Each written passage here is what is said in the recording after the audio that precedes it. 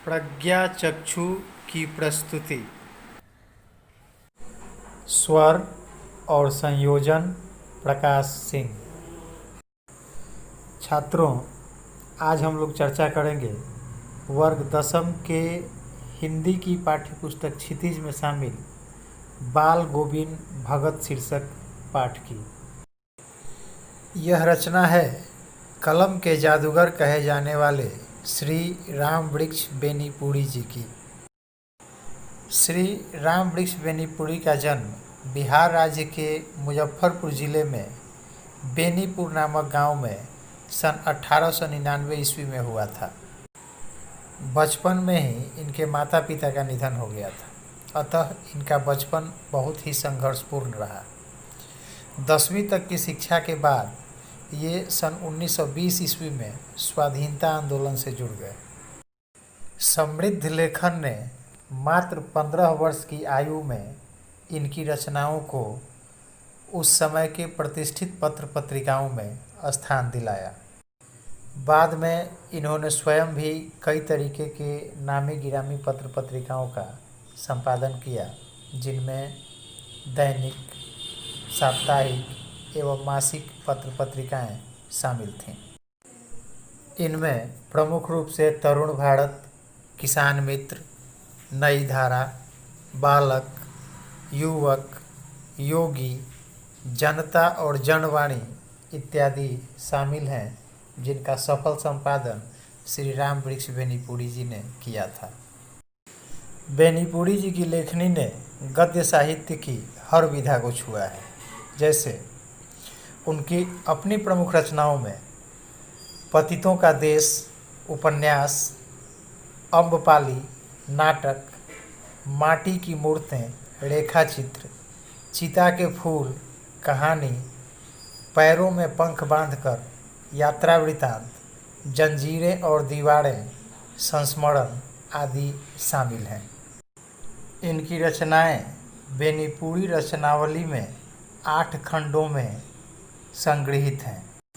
इनकी अति विशिष्ट शैली के चलते इन्हें कलम का जादूगर भी कहा जाता था। इस विशिष्ट शैलीकार और महान साहित्यकार का देहावसान सन 1968 ईस्वी में हुआ था। इस पाठ में यानी बाल गोविंद भगत शीर्षक पाठ में लेखक ने सबसे पहले बाल गोविंद भगत का शब्द चित्र खींचा है। आइए आपको सबसे पहले बताते हैं कि शब्द चित्र क्या है। शब्द चित्र यानी शब्दों के माध्यम से खींचा गया चित्र। जब हम उन शब्दों को पढ़ते हैं तो हमारे मन में ठीक वैसी ही एक तस्वीर, जैसा कि हम पढ़ रहे हैं, अपने आप बनते चली जाती है। और शब्दों को पढ़ करके यदि हमारे मन में किसी चित्र का निर्माण हो, यदि हमारे मन में वैसी ही व्यक्ति की तस्वीर उभरती चली जाए जैसा कि उसमें वर्णित है, तो इसी कला को शब्द चित्रकारी कहा जाता है। यही शब्द चित्र होता है। और जहाँ तक मैं समझता हूँ, बेनीपुरी जी को इसमें महारत हासिल थी। भगत के संबंध में उन्होंने बताया है कि बाल गोविंद भगत लंबी दाढ़ी और जटाजूट इत्यादि नहीं रखते थे।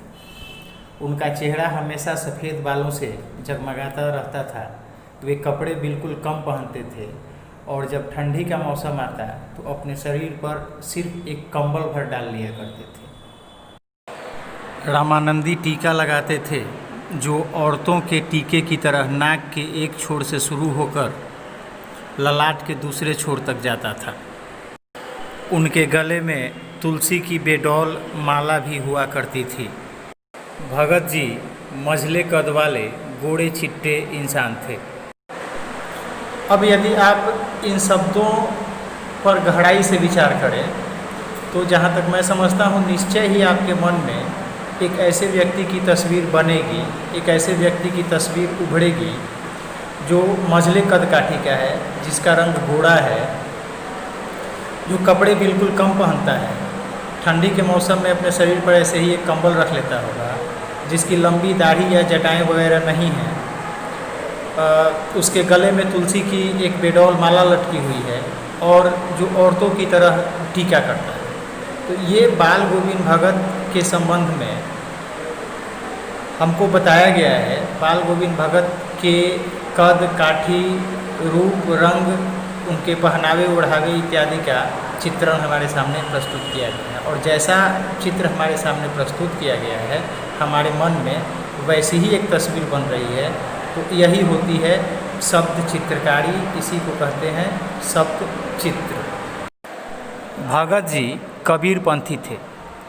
कबीर को अपना साहब मानते थे, कबीर के बताए मार्ग पर चलते थे, उन्हीं का अनुसरण करते थे और खंजरी बजाकर अक्सर कबीर के लिखे भजनों को गाते थे, गुनगुनाते थे, अपने गांव वालों को भी सुनाते थे।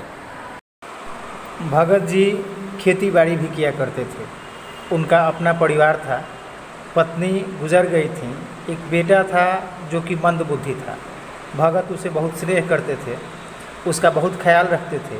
उनका मानना था कि ऐसे लोग प्यार दुलार के अधिक हकदार होते हैं। बहू सुंदर और सुशील थी, घर गृहस्थी का सारा काम बहुत सलीके से संभाल लिया करती थी। अपने श्रम बिंदु से सींचकर खेतों में जो भी उपजाते उसे सबसे पहले वो गांव से दूर कबीर मठ में ले जाते। वहाँ से उन्हें प्रसाद स्वरूप जो भी वापस मिलता उसी से अपने घर गृहस्थी का काम चलाया करते थे। भगत जी की संगीत में जादू था। उनके संगीत का जादू ऐसा था कि जब भी अपने खेतों में काम करते वक्त वो तान छेड़ते, आसपास के खेतों में काम करने वाले क्या पुरुष क्या महिला सब झूमने लगते। लोगों के हाथों की उंगलियां भगत के संगीत की तान पर खेतों में चलने लगती।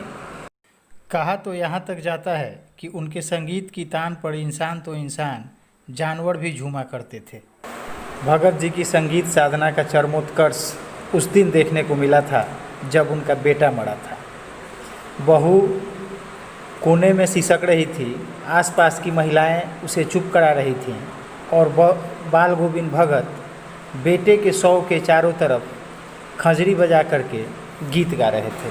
आंगन में बेटे का शव पड़ा हुआ था जिसे भगत ने एक सफ़ेद चादर से ढांक दिया था।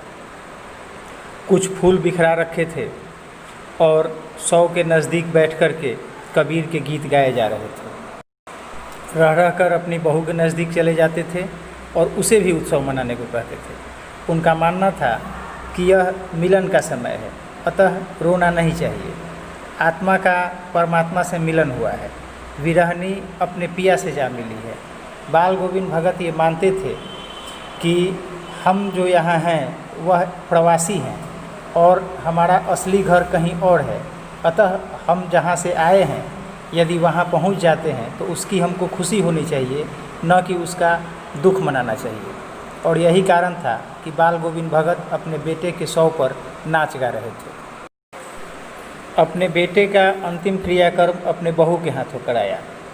श्राद्ध कर्म में उन्होंने ज़्यादा दिखावा नहीं किया, श्राद्ध कर्म को ज़्यादा तूल नहीं दिया और श्राद्ध कर्म संपन्न होते ही अंतिम दिन बहू के भाई को बुला करके उसे अपने साथ ले जाने को कहा और साथ में यह भी कहा कि तुम ले जा करके इसकी दूसरी शादी करा देना। बहू को भगत जी की चिंता थी, उनके देखभाल की बहू को फिक्र थी, वह घर छोड़ करके नहीं जाना चाहती थी। लेकिन भगत जी ने यहाँ तक कह दिया कि यदि तुम घर छोड़ करके नहीं जाओगी तो मैं ही इस घर से चला जाऊँगा, और विवश होकर के बहू को उसके भाई के साथ जाना पड़ा। और यहाँ हमें भगत जी के एक और स्वरूप के दर्शन होते हैं। सबसे पहले भगत हमको सन्यासी नज़र आते हैं, फिर गृहस्थ नज़र आते हैं, फिर भक्त नज़र आते हैं और अब वो समाज सुधारक दिखते हैं। अपने बेटे का अंतिम क्रियाकर्म अपनी बहू के हाथों कराकर बाल गोविंद भगत ने पुरुष प्रधान इस समाज में महिलाओं को उनके समकक्ष रखने का अनूठा प्रयास किया। विधवा विवाह, जिसे आज भी सभ्यता का ढोल पीटने वाला समाज इसकी इजाज़त नहीं देता, उसको बढ़ावा देने का कार्य किया। साथ ही यह उत्तम सीख भी दी कि किसी को कोई हक नहीं बनता कि वो अपनी सुख सुविधाओं के लिए किसी दूसरे की खुशियों का गला घोंटे। जैसा कि हमने पहले बताया बाल गोविंद भगत कबीर को अपना साहब मानते थे।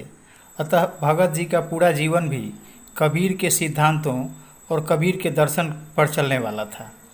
बाल गोविंद भगत सर्वधर्म समभाव के सच्चे प्रतीक थे। उनके लिए मंदिर और मस्जिद में कोई भेद नहीं था। ईश्वर और अल्लाह को एक जैसा मानते थे। कबीर के जीवन दर्शन को वो पूर्णतः अपनाते थे और उसी पर चलने का प्रयास करते थे। सांप्रदायिक विभेद के आधार पर आपसी मतभेद को वो सिरे से खारिज करते थे। उनके लिए सारे धर्म एक जैसे थे। हाँ, गंगा स्नान में उनकी बहुत रुचि थी और इसका प्रमुख कारण यह था कि गंगा स्नान के बहाने ही वो साधु संतों की टोली में बैठ कर के उनके प्रवचन सुना करते थे। भगत जी जब भी गंगा स्नान को जाते तो घर से अपने साथ जो कलेवा लेकर जाते थे, घर लौटने तक उसी से अपना काम चलाते थे। यदि वो ख़त्म हो गया तो भी किसी से कुछ मांगते नहीं थे। भगत जी का मानना था कि गृहस्थ को भिक्षा मांगने का अधिकार नहीं है और सन्यासी किसी से सहारा नहीं ले सकता। अपने सिद्धांतों को इतनी प्रबलता से निभाने वाले थे बाल गोविंद भगत। अब की बार जब भगत जी गंगा स्नान से वापस आए तो उनकी तबीयत कुछ खराब थी, हल्का हल्का ज्वर था। अतः लोगों ने उन्हें आराम करने की सलाह दी। लेकिन भगत जी की दिनचर्या में कोई फर्क नहीं आया। यानी वही संझा, वही पड़ाती और वही गांव से दूर बाहर तालाब पर नहाने के लिए रोज़ सुबह ही जाना। गीत गा रहे थे तो स्वर कुछ फटा फटा सा लग रहा था। लोगों ने शाम में उनकी संझा सुनी, यानी उनके भजन सुने, लेकिन सुबह उनकी पड़ाती किसी को सुनने को नहीं मिली। अगली सुबह जब उनके घर का दरवाज़ा नहीं खुला तो लोगों ने सशंकित हृदय से जा कर के उनके घर का दरवाज़ा खोला और देखा कि बाल गोविंद भगत का पंजर पड़ा हुआ है, यानी उनकी आत्मा भी परमात्मा से जा मिली थी।